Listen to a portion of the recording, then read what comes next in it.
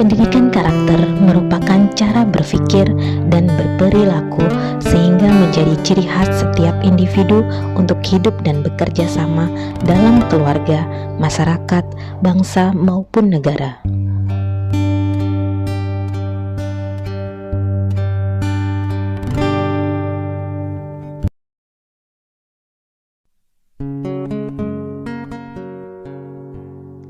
Nilai karakter religius mencerminkan keberimanan terhadap Tuhan Yang Maha Esa yang diwujudkan dalam perilaku melaksanakan ajaran agama dan kepercayaan yang dianut, menghargai perbedaan agama, menjunjung tinggi sikap toleran terhadap pelaksanaan ibadah agama, hidup rukun dan damai dengan pemeluk agama lain.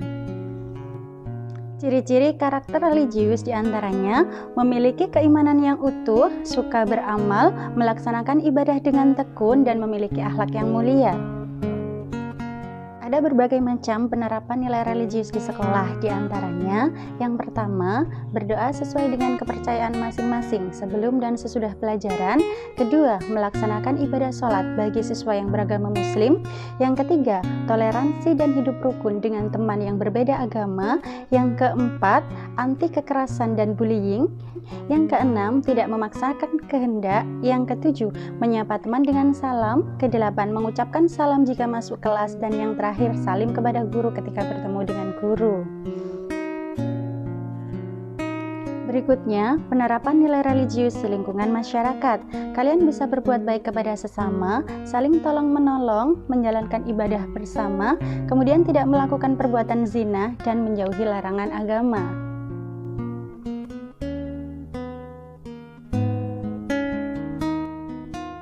Nasionalisme adalah rasa cinta terhadap tanah air.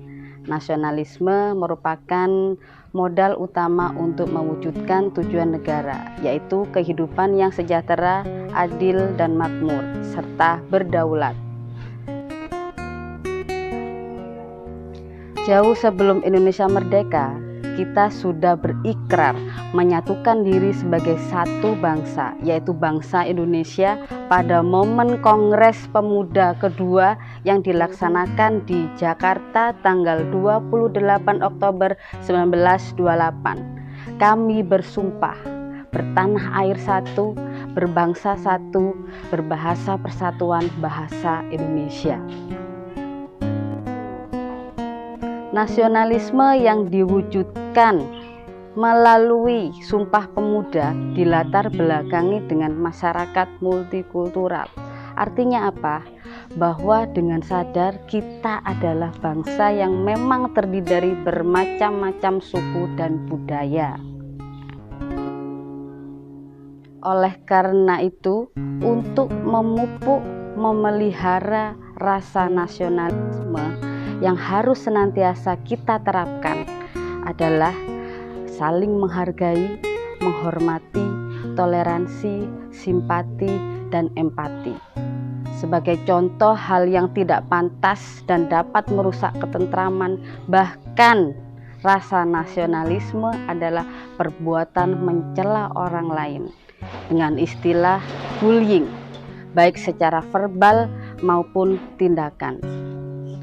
Jadi kepada anak-anakku sekalian, jadilah generasi yang berbudi luhur dalam tutur kata dan perbuatan.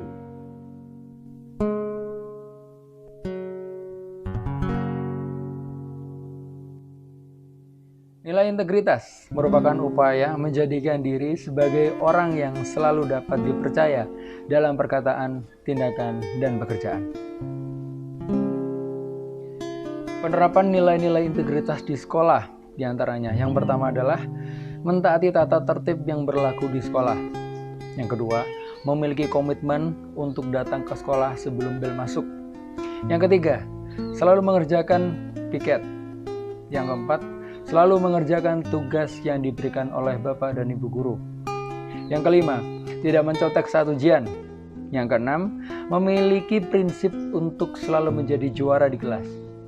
Yang ketujuh, menerapkan perilaku jujur, baik dalam berbicara dan bertingkah laku. Yang kedelapan, menghargai guru, pegawai, dan teman di kelas. Yang selanjutnya, ialah penerapan nilai-nilai integritas ketika kalian berada di rumah. Di antaranya, yang pertama adalah menjaga kenyamanan dan keharmonisan keluarga. Yang kedua, turut menjaga nama baik keluarga. Yang ketiga, menghargai orang tua dan saudara di rumah. Yang keempat, menerapkan sikap rajin menabung sejak dini di keluarga.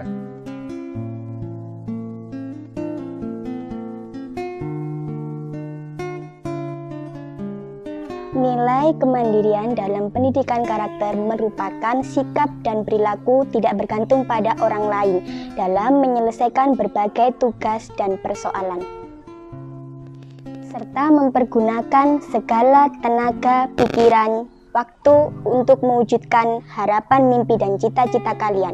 Siswa yang mandiri memiliki semangat kerja yang baik, tangguh, berdaya juang, profesional, kreatif, keberanian, dan menjadi pembelajar sepanjang hayat. Penerapan nilai karakter kemandirian dalam kehidupan sehari-hari, misalnya di sekolah. Yang pertama, siswa membersihkan kelas sebelum pelajaran dimulai. Yang kedua, siswa sudah menyiapkan keperluan sekolah dari rumah. Yang ketiga, siswa menyiapkan jadwal pelajaran yang akan dibawa ke sekolah dari rumah. Yang keempat, mengerjakan ujian sendiri tanpa mencontek atau bekerja sama dengan teman. Yang kelima, mengerjakan sendiri soal atau pertanyaan yang diberikan oleh guru. Yang keenam, berusaha menyelesaikan masalahmu sendiri tanpa melibatkan orang lain.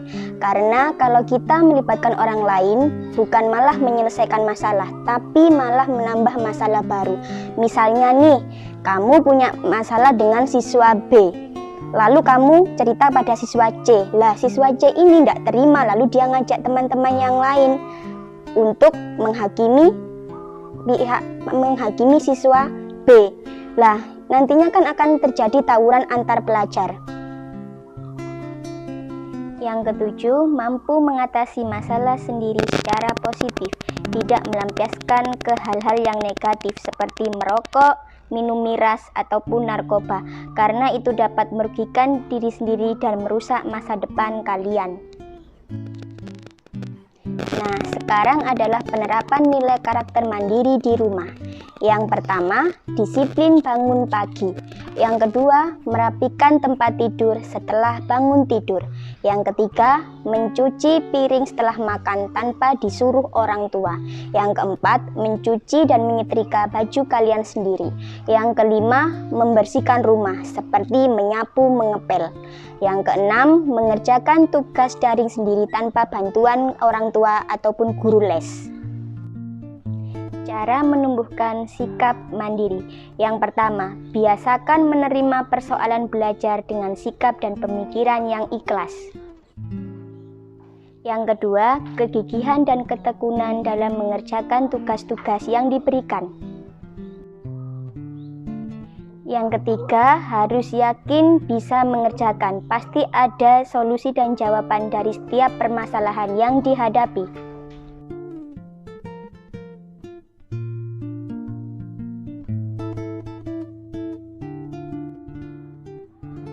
Nilai karakter gotong royong mencerminkan tindakan menghargai semangat kerjasama dan bahu-membahu dalam menyelesaikan persoalan bersama, memberikan bantuan atau pertolongan pada orang lain yang membutuhkan. Penerapan nilai karakter gotong royong pada anak dalam masa pandemi seperti ini pada masa belajar di rumah tentu banyak sekali yang dapat dilakukan. Contohnya, melibatkan anak atau seluruh anggota keluarga dalam membantu kedua orang tua. Contohnya, bisa mencuci piring, mencuci pakaian, menyapu, menjemur, dan bisa melibatkan pengambilan keputusan dalam kegiatan yang lain. Untuk di lingkungan masyarakat sendiri, anak bisa menjalin persahabatan dan tolong-menolong kepada sesama temannya tanpa memandang latar belakang mereka, yaitu dari suku, agama, ras, budaya, dan status sosial mereka. Diharapkan generasi muda seperti kalian dapat menunjukkan sikap menghargai kepada sesama, dapat bekerja sama, mampu berkomitmen atas keputusan bersama, musyawarah mufakat, tolong menolong, memiliki empati dan rasa solidaritas yang tinggi, anti diskriminasi, anti kekerasan, dan sikap kerelawanan. Tetap semangat untuk belajar di rumah dan jaga kesehatan. Bye!